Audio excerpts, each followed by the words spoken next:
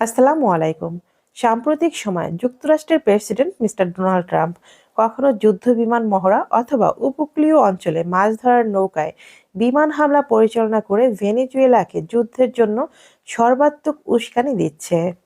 কখনো আবার ভেনেজুয়েলার নোবেল বিজয়ী বিরোধী দলীয় নেত্রী মারিয়া করিনা মাচার্ডোকে রাজনৈতিকভাবে ব্যাপক সমর্থন যোগাচ্ছে যুক্তরাষ্ট্রের ট্রাম্প প্রশাসন এবং তাকে প্রতিশ্রুতি দিচ্ছে খুব দ্রুত সময়ে ট্রাম্প প্রশাসন তাকে ভেনেজুয়েলার প্রেসিডেন্ট হিসেবে ক্ষমতায় বসাবে।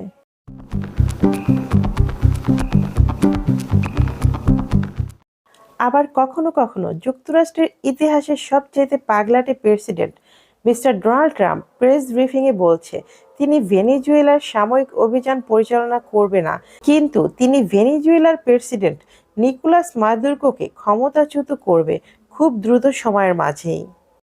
প্রেসিডেন্ট ডোনাল্ড ট্রাম্পের বিভিন্ন সময় বিভিন্ন ধরনের স্টেটমেন্টের বিষয়টিকে কেন্দ্র করে আন্তর্জাতিক রাজনৈতিক পাশাপাশি যুক্তরাষ্ট্রের অভ্যন্তরীণ রাজনীতিতেও ব্যাপক অস্থিরতা তৈরি হয়েছে। বর্তমানে যে বিষয়টিকে কেন্দ্র করে যুক্তরাষ্ট্রের শীর্ষস্থানীয় রাজনীতিবিদরা প্রশ্ন তুলেছেন, যুক্তরাষ্ট্রের সিনেটের চূড়ান্ত অনুমোদন ছাড়া কি ডোনাল্ড ট্রাম্প নিজ ক্ষমতা বলে অহেতুক কোনো যুদ্ধ পরিচালনা করতে পারবে কিনা।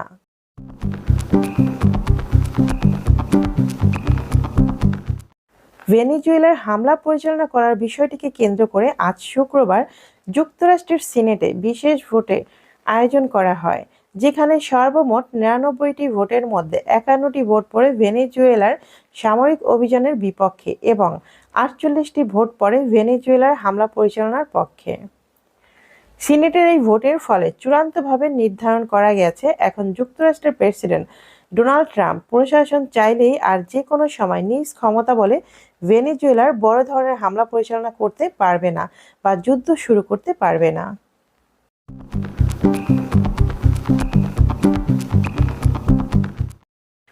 যুক্তরাষ্ট্রের মতো একটি সুপার পাওয়ার দেশ কেন ভেনেজুয়েলার ওপর হামলা পরিচালনা করা থেকে ধীরে ধীরে নিজেদেরকে সরিয়ে নিচ্ছে?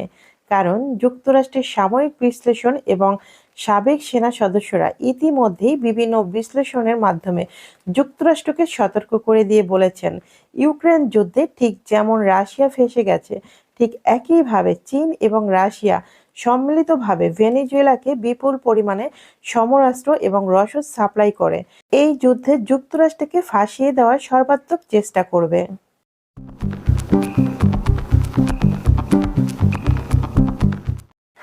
এক্ষেত্রে দীর্ঘমেয়াদী ব্যয়বহুল যুদ্ধে যুক্তরাষ্ট্রের ট্রাম্প প্রশাসন ফেঁসে গেলে ধীরে ধীরে যুক্তরাষ্ট্রে দেখা দিবে চরম অর্থনৈতিক এবং রাজনৈতিক সংকট এবং এর মধ্যেই দ্রুত সময়ের মাঝে উত্থান ঘটবে চীনের। তাই যুক্তরাষ্ট্রের বিশ্লেষকরা ট্রাম্প প্রশাসনকে সতর্ক করে দিয়ে বলেছেন, নতুন কোনো যুদ্ধক্ষেত্রে যুক্তরাষ্ট্রকে না জড়িয়ে যুক্তরাষ্ট্রের উচিত চীন এবং রাশিয়ার দিকে মনোনিবেশ করা এবং বিশ্ব রাজনীতিতে যুক্তরাষ্ট্রের প্রভাব ধরে রাখা।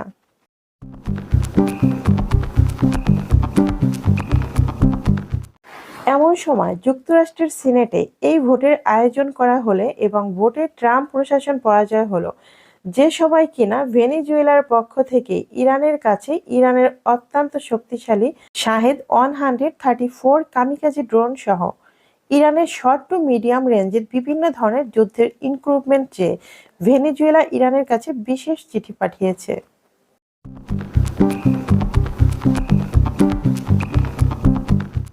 ইরানের পক্ষ থেকে ভেনেজুয়েলাকে প্রতিশ্রুতি দেওয়া হয়েছে, যুক্তরাষ্ট্রের অযাচিত হস্তক্ষেপের বিষয়টিকে কেন্দ্র করে ইরান ভেনেজুয়েলাকে সর্বাত্মক যুদ্ধে সব ধরনের সমরাস্ত্র সরবরাহ করে সহযোগিতা করার পাশাপাশি কূটনৈতিক অঙ্গনে ভেনেজুয়েলাকে সব ধরনের সহযোগিতা করবে ইরান। একদিকে যখন ইরানের পক্ষ থেকে সর্বাত্মক যুদ্ধে ভেনেজুয়েলাকে সব ধরনের সহযোগিতা করার আশ্বাস দেওয়া হয়েছে, তখন রাশিয়ার পক্ষ থেকে অন্তত পক্ষে 3টি সামরিক কার্গো বিমানের মাধ্যমে বিপুল পরিমাণ সমরাস্ত্র ও যুদ্ধের ইনক্রুভমেন্ট এবং বিপুল পরিমাণ স্পেয়ার পার্টস ভেনেজুয়েলাকে ডেলিভারি দেওয়া হয়েছে।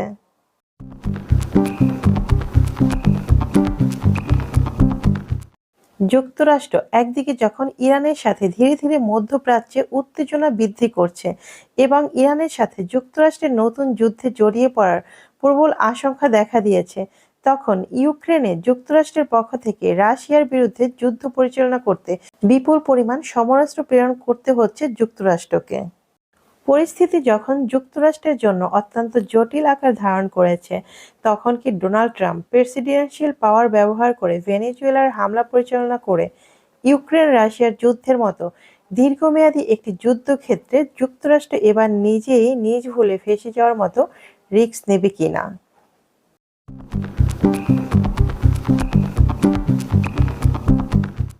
তো ভিউয়ার্স, যুক্তরাষ্ট্রের সিনেটের ভোটের মাধ্যমে ডোনাল্ড ট্রাম্পকে ভেনেজুয়েলার হামলা থেকে বিরত রাখা এবং ভেনেজুয়েলা রাশিয়ার পক্ষ থেকে আগাম বিপুল পরিমাণ সমরাস্ত্র প্রেরণ করা এবং ইরানের পক্ষ থেকে ভেনেজুয়েলাকে সমরাস্ত্র প্রেরণ করার প্রতিশ্রুতি দেওয়া, এই সম্পর্কে আপনি কি ভাবছেন? আপনার গুরুত্বপূর্ণ মতামতটি জানিয়ে দিবেন কমেন্ট বক্সে।